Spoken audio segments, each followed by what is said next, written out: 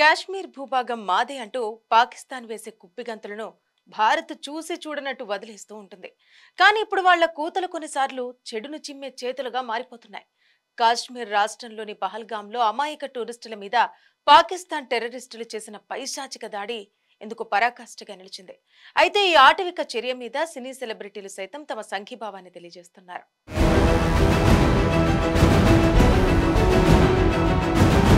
జమ్మూ కాశ్మీర్లోని పహల్గాంలో జరిగిన ఉగ్రదాడి యావత్ దేశాన్ని కలవరపరిచింది. ఈ ఘటనలో అమాయకులైన పర్యాటకులు 28 మంది మరణించారు. భూలోక స్వర్గం లాంటి కశ్మీర్ను చూడటానికి వెళ్లిన పర్యాటకులను ఉగ్రవాదులు లక్ష్యంగా చేసుకున్నారు. అప్పటి వరకు పర్యాటకులతో ఆహ్లాదంగా కనిపించిన ఆ అందమైన ప్రాంతం ఒక్కసారిగా భీకరంగా మారిపోయింది. తమ ఆత్మీయులను కోల్పోయి చాలా మంది తీవ్ర దుఃఖంలో మునిగిపోయారు. ఈ ఉగ్రదాడి ఘటనపై సినీ తారలు స్పందిస్తున్నారు.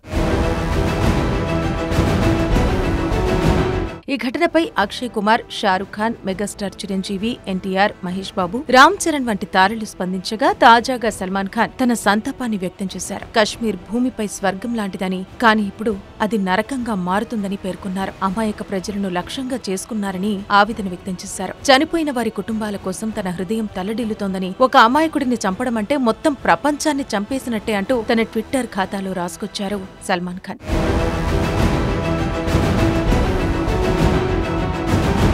సల్మాన్ ఖాన్ మాత్రమే కాదు, షారుఖ్ ఖాన్, కియారా అద్వానీ, యష్, అనుపమ్ ఖేర్, కంగనా రనౌత్, రష్మిక మందాన, అనుష్క శర్మ సైతం సోషల్ మీడియాలో పోస్టులు చేశారు. తాజాగా గ్లోబల్ స్టార్ ప్రియాంక చోప్రా సైతం స్పందించారు. ప్రియాంక చోప్రా తన ఇన్స్టాలో పహల్గాం దాడి వార్త విని చాలా బాధపడ్డానని, ఇది అత్యంత నీచమైన చర్య అంటూ రాసుకొచ్చింది. ప్రస్తుతం ప్రియాంక చోప్రా ఐక్యరాజ్య సమితి బాలల నిధికి గ్లోబల్ అంబాసిడర్ గా కూడా ఉన్నారు.